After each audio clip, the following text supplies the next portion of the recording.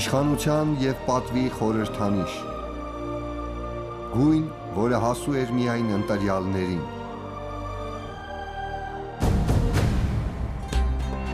Ինչու էին ներկի մշակման նրբությունները գաղտնի պահվում, իսկ դրանց վերաբերող տողերը կոդավորվում։ Որն էր վերջի վերջո թագավորական ծիրանի կոչվող գույնը, և արդյոք այսօր մենք կարողանում ենք այն ստանալ։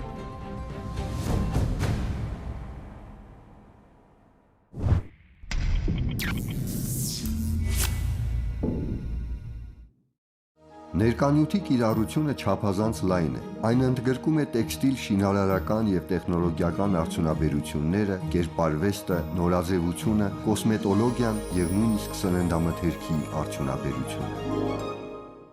19-րդ դարում քիմիական եղանակով ստացվող ներկերի ի հայտ գալը մեծապես ազդեց շուկայի վրա, դարձնելով դրանք էժան և հասանելի։ Սակայն մինչ 19-րդ դարը ներկեր ստանում էին միայն բնական հումքերից, հանքաքարերից, բույսերից, կենդանական ճարպերից ստացվող ներկերը ծախսատար էին և հետևաբար թանկ։ Բադաշխանի լաջվարդը, որ մեզ ավելի հայտնի է լազուրիտ անվամբ, մեծ քարավանային ճանապարհով հասնում էր միջնադարյան Եվրոպա և փոխարինվում ոսկու հետ 1:1 հարաբերությամբ։ Որմնանկարներում դեղինից մինչև մուգ դարչնագույն և անգամ կարմիր երանգները ստանում էին կավային օքրայի միջոցով։ Իսկ կինովարի ալ-կարմիր գույնի դրամատիկ էֆեկտը նկատել էին վերածննդի շատ նկարիչներ։ Այն հայտնի էր նաև հին եգիպտացիներին ու հին հույներին։ Հռոմեական կայսրությունում այն շատ թանկ արժեր և օգտագործվում էր անգամ դիմահարդարման մեջ։ Սակայն բոլոր այս ներկերի մեջ կար մեկը, որին անվանում էին արքայական գույն։ Այն հիացնում էր իր անկրկնելի երանգով։ Դրա պատրաստման գաղտնիքը փոխանցվում էր սերնդեսերունդ և հայտնի էր շատ քչերին։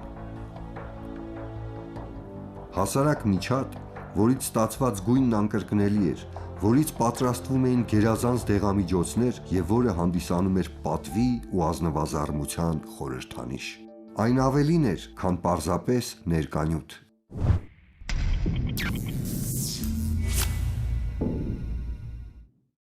Որդան կարմիրի մասին շատ է խոսվել, չնայած դրան, այդ զարմանալի միջատի մասին պատկերացումները մեծամասնության մոտ սահմանափակվում են զուտ միայն ներկանյութ լինելով։ Սակայն արարատյան որդանի պատմությունը շատ ավելի ճյուղավորված է, իսկ տարածվածությունը շատ ավելի լայն, քան պատկերացնում ենք։ Բայց նախ դիմենք պատմական աղբյուրներին։ Արաբ պատմիչների մոտ որդան կարմիրը հիշատակվում էր որպես կիրմիզ, արարատյան որդից պատրաստված ներկ, որն օգտագործել են թելեր ներկելու համար և որը վերավաճառվում էր ողջ աշխարհով մեկ։ Կարմիր թելերի մասին նշում է նաև Ասորեստանի թագավոր Սարգոն II-ը իր Քրիստոսից առաջ 8-րդ դարում թողած արձանագրության մեջ, նկարագրելով դրանք որպես թանկ ռազմավար, բերված արարատյան թագավորությունից։ Հովհաննես B. Կարպեցի կաթողիկոսը վերջինն էր, ով իր կնիքի համար օգտագործեց որդան կարմիրը։ Դրանից հետո այդ ավանդությունը կարծես վերացավ և մեր այժմյան կաթողիկոսը փորձում է կրկին վերադառնալ հին արմատներին։ Իսկ Քսենոֆոնը իր Անաբասիսում գովում է մեր երկրի ոչ միայն գինին ու գարեջուրը, այլև մաշկի խնամքի պարագաների բույրը, որի գաղտնիքը հայտնի էր միայն հայերին։ Որդան կարմիրը ոչ միայն եղել է ներկ, այլ նաև եղել է դեղամիջոց, որովհետև ինքը այդ բանի նրան հանել են էքստրակտներն են պատրաստել այն բանից միջատից, որը գտնվում էր իր հորմոնալ կասենք սեքսուալ ամենալարված վիճակում, այսինքն բեղմնավորման եւ նոր սերունդ արտադրման, եւ դա օգտագործում է տարբեր հիվանդությունների, հատկապես կանանց արյունահոսությունների ժամանակ եւ կոսմետոլոգիայում է օգտագործվել իբրև հորմոնալ։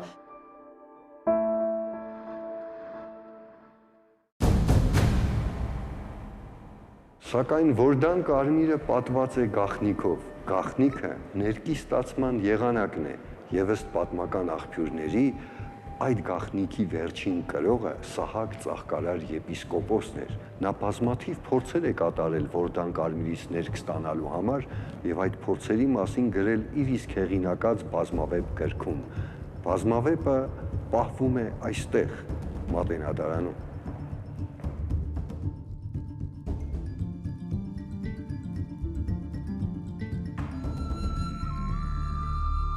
Հետաքրքիր է, որ բազմավեպից պակասում են հենց այն թերթերը, որոնք պատմում են Վորդան Կարմիրի պատրաստման նրբությունների մասին։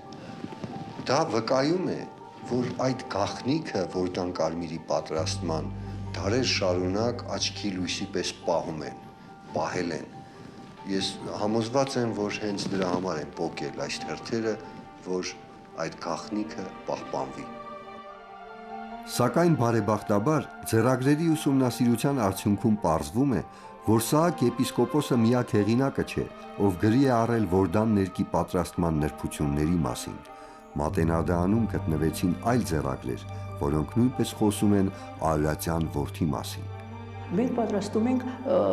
եւ մեր ավագ գիտաշխատող Մատենադարանի Արմեն Սահակյանը պատրաստում է իր օգնականների իհարկե միջոցով պատրաստում է այսպիսի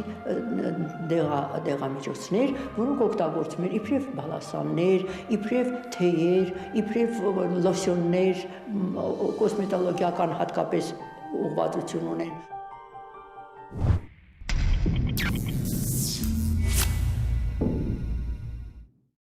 Վորդան Կարմիր, թագավորներն ու ազնվականները դրանով հետաքրքրվել են հայտնագործման առաջին իսկ օրվանից։ Բոլոր դարերում այն ասոցացվել է բարձրաշխարհիկ կյանքի հետ։ Այն միշտ եղել է թանկ, սակայն դրա իրական արժեքը իմացել են համեստ կյանքով ապրող հոգևորականները, որոնք գիշեր ու ցերեկ խոնավ ու կիսամութ խուցերում տքնել ու անքուն գիշերներ են լուսացրել, որպեսզի կարողանան բացահայտել Վորդանի հրաշքի ողջ ներկապնակը եւ այդ գիտելիքները փոխանցել հետագա սերունդներին։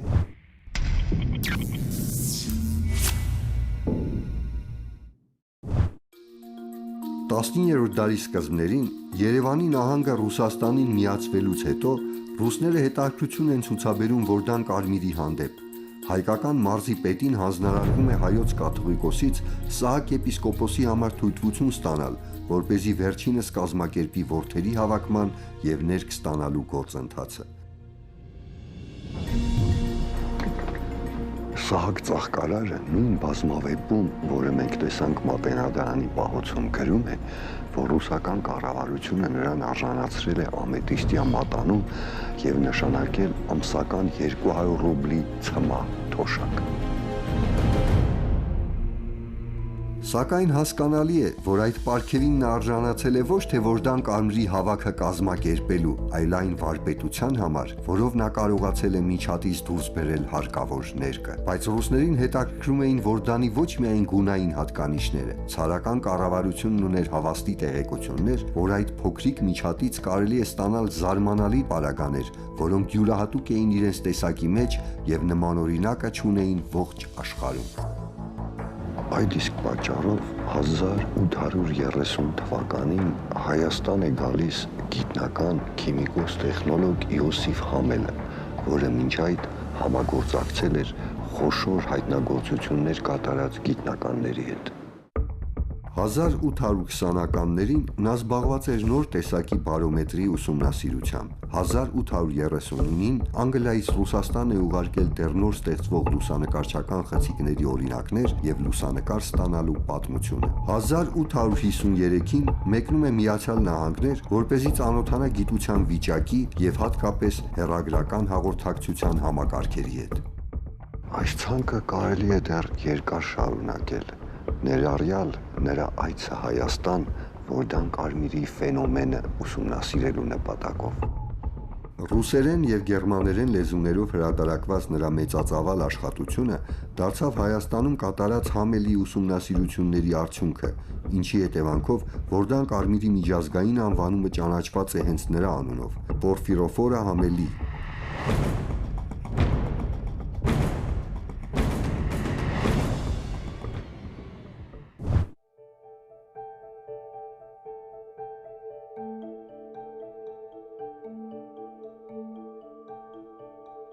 Ես նստած եմ Մատենադարանի ավագ գիտաշխատող Արմեն Սահակյանի աշխատանքային սեղանի առջև։ Նա, Որդան Կարմիրից, նաև այլ բազմաթիվ բնական միջոցների յուղերի համադրմամբ ստացել է ապշեցուցիչ ներկեր, բազմաթիվ երանգներով, դեղամիջոցներ, կոսմետիկ պարագաներ, լոսյոններ, ըմպելիքներ, բայց որպեսզի մենք Որդան Կարմիրի հետ, այդ միջատի Որդան Կարմիրի հետ անմիջականորեն շփվենք, այցելենք արգելավայր, որը գտնվում է Արարատյան հարթավայրում։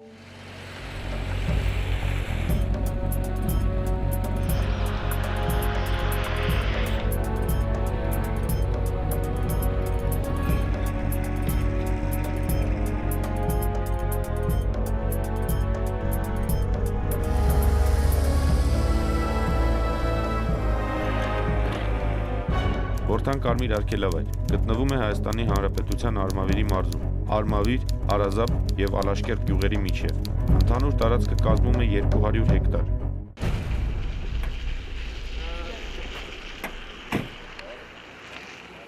Ղազար Փարպեցին Արարատյան դաշտավայրի այս մասը անվանում է որպես օգտաբեր վայր եկամուտի և շքեղության սիրահարների համար։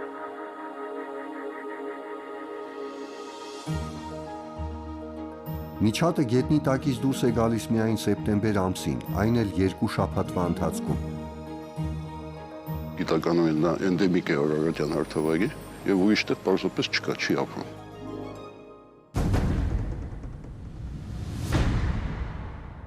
Իրոք սա լայն տարածված է հին ժամանակներից։ Կոնկրետ մենք Վիզանտիայի մասին կարող ենք ասել մեկ թագավորների մասին, մինչև այդ ռոմեական կայսրության, բյուզանդական կայսրության ժամանակներից դա օգտագործվել է եւ արտահանվել է ամբողջ միջերկրածովային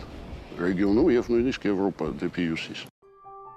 Մինչև 19-րդ դարը մոտ 10,000 հեկտար տարածք ծածկված է եղել որդանախոտով եւ այդ ահռելի տարածքից հավաքվել է մեծ քանակությամբ որդան, սակայն խորհրդային շրջանում հողերի աղազերծման եւ դրանք վարելահողերի վերածման հետևանքով մնաց ընդամենը 2%-ը, 200 հեկտար։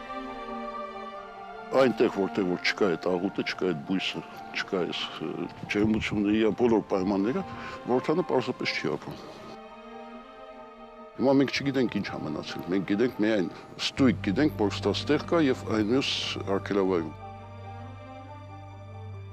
Իսկ այս մազապուրտ 200 հեկտարը հաջողվում է պահպանել դժվարությամբ, քանի որ երբեմն տեղի անասնապահների անփութության պատճառով անասունները կարող են հայտնվել արգելավայրում եւ անհոգ որոճալ որդանի համար կենսական անհրաժեշտ ծիծաղոտը, ել ավելի քչացնելով Կարմիր գրքում գրանցված միջատի գոյատևման շանսերը։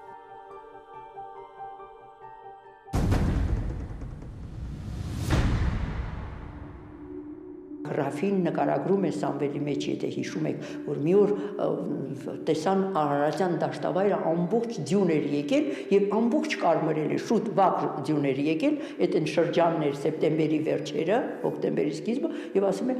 ձյունը կարմիր էր ներկած, դա մի հրաշքի նման էին ընկալում, ուրեմն տեսեք ինչքան շատ է եղել։ Եվ այդ մեր բույսերն էլ այնքան շատ են եղել, որ համասփյուռ անուն են ունեցել, իսկ հիմա չկան բոլորովին։ Որդան Կարմիրն էլ շատ քիչ է մնացել, տեղավայրերը գրավում են անձնական կամ ուրիշ պետական մարմինների կողմից, այդ փոքրիկ Արարատյան դաշտի մասը, որը կարող է հիմա դառնալ մի արգելանոց պետք է դառնա։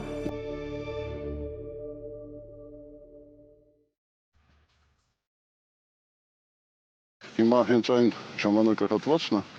երբ որ Հասուն, Արուն եւ Էգը դուրս են եկել հողից եւ հիմա անցել են բազմացման process-ին։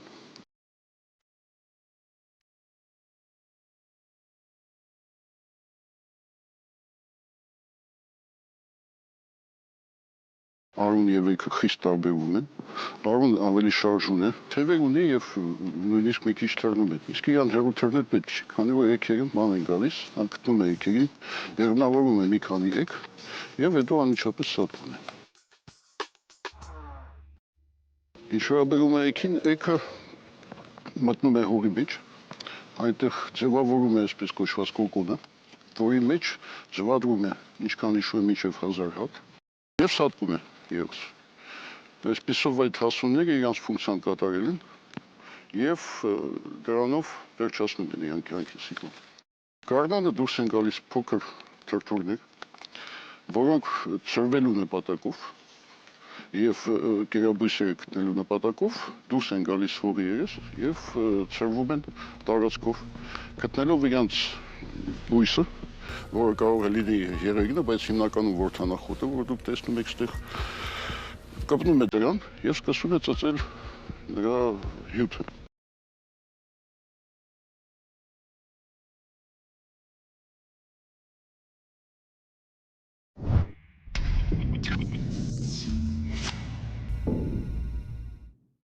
Հուսանք, որ մենք կլինենք այն սերունդը, որը ոչ միայն վերածնունդ կտա Որդան Կարմիրի երբեմնի համբավին,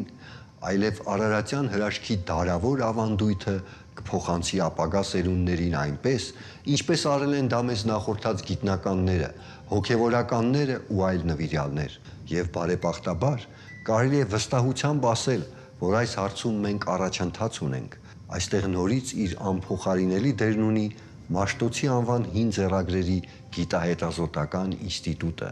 Մատենադարանը։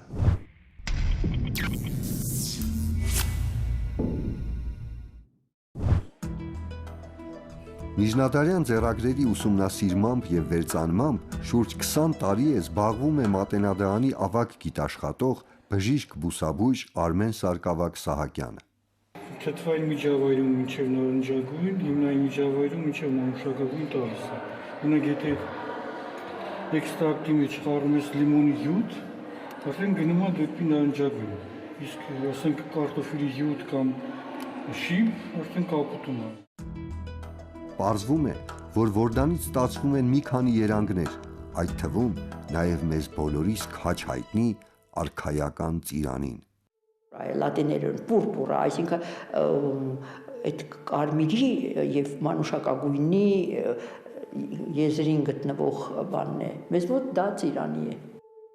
Այստեղ եւ այս մյուս ձեռագրում տարբերում են, չէ, երանգները։ Սա էլ է Որդան Կարմիր, սա էլ ուղղակի մանուշակագույն այդպես երանգներ ունի։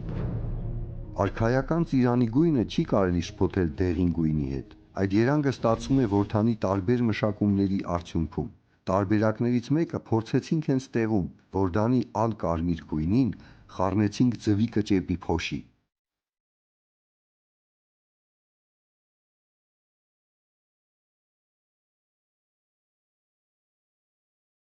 Ահա այսպիսի երանգ է ունեցել արքայական ծիրանին։ Տեսեք ինչքան Որդան Կարմիր կա։ Հիմիկվա Որդան Կարմիրը, որ ստանում եք, տարբերվում է այն ժամանակվա Որդան Կարմիրից, թե չէ։ Գույնով բացարձակ,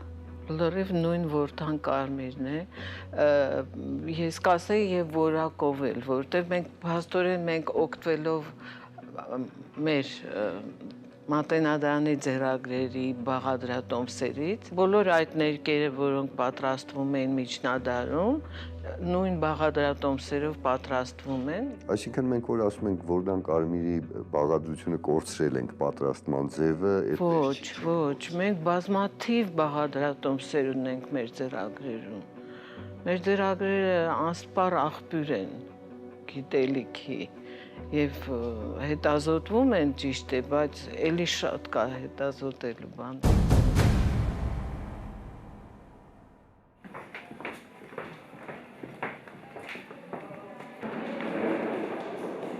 Պարզվում է, գույնի ստացման ողջ գործընթացը շատ ավելի բարդ ու խորհրդավոր է եղել, քան պատկերացնում ենք։ Սա կոչվում է օրինակ պատմություն ծաղկանց, կար որ բույսը ոնց են հավաքել, ինչ ձևից էսով։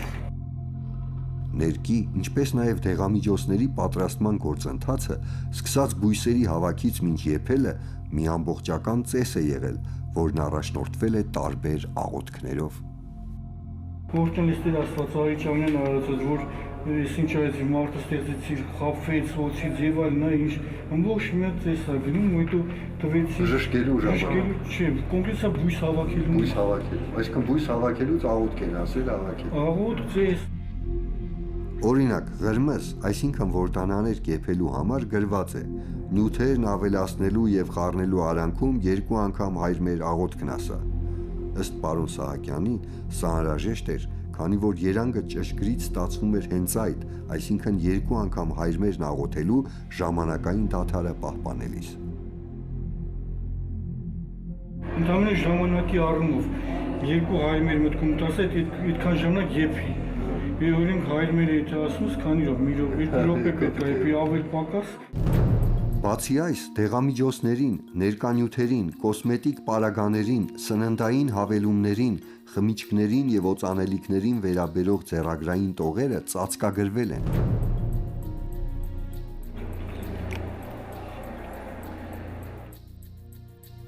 Գնում է սովորական հայկական տարը, ու հետո սկսում է փոխել արդեն բանի, ծածկագիր, կարևոր մասերը, մինչև 2 եփելն է, գալիս է հասնում ծածկագրով ամբողջը, վերցանություն է են տեքստի, խնդրեմ ես ձեռագիրն է, այդ ավանդություն, բայց մենակ իմոտ արդեն կոմպյուտերի մեջ կոմպյուտեր բողոքավորում։ Այդ ամենը մեկ առ մեկ դուրս բերելու, վերծանելու համար Արմեն Սահակյանից պահանջվել է ավելի քան 20 տարի։ Բայց մենակ հաշվի։ Ես ձեռագրում, ես ինչ էջում, ղրմըզ, ոնց ես, ղրմըզ եփելը, ես միշտ ձեռագրում։ Միջնադարյան բուսական եւ կենթանական ծագմամբ տեղատոմսերով պատրաստված հյութերն ու քսուկները բուժել են այնպիսի հիվանդություններ, որոնք անգամ մեր օրերում լուրջ մարտահրավեր են տեղագործների համար։ Ալկոհոլիզմի բուժում եղել, ասում եմ միջնադարում, ոնց չէ։ Կա այսպես դուր թող խմի, ասում եմ զզվի, փախնի։ Ու բա հետարքի չի, այդքան մարդիկ տարապեն։ Իսկ որտեղ կարելի է օգտագործել։ Շատ, հենց ինքն շոկային դիաբետոսն անունը գիտի օգտագործվել է։ Այս ամենն իմանալուց հետո արքայական կոչվող բալասանը փորձելու գայթակղությունը շատ մեծ էր։ Իմ ձեռքում գաղտնազերծված բաղադրատոմսով եւ թորման հատուկ եղանակով պատրաստված արքայական ըմպելիքն է, այն պահպանել է արքաների երիտասարդությունն ու առողջությունը։ Փորձենք։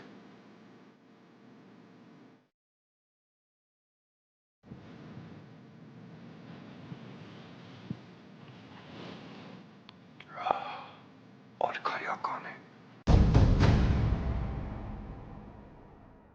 Չնայած բոլոր այս զարմանալի հատկություններին, Որդան Կարմիրը մղվեց ետին պլան եւ գրեթե մոռացության մատնվեց։ 15-ից 16-րդ դարերում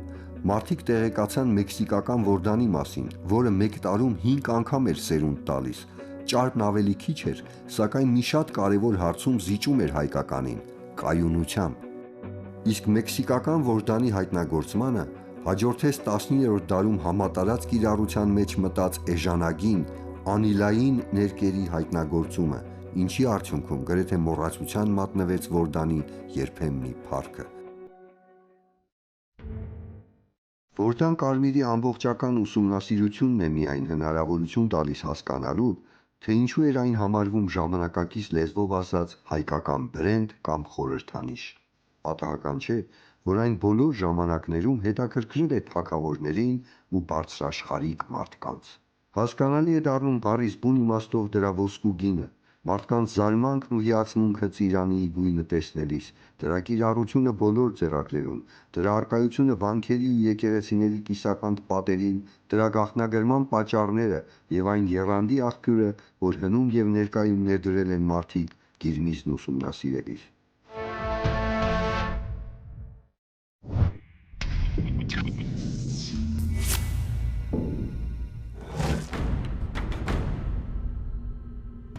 Լարախաղացություն, արտասովոր ու համարձակ արվեստ, որի շուրջ կարծիքների մեծ բախում կա։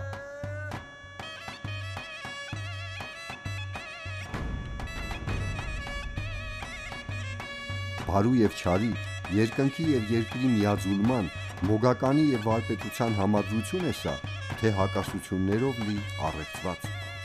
Բացահայտենք քամու բարի գաղտնիքը։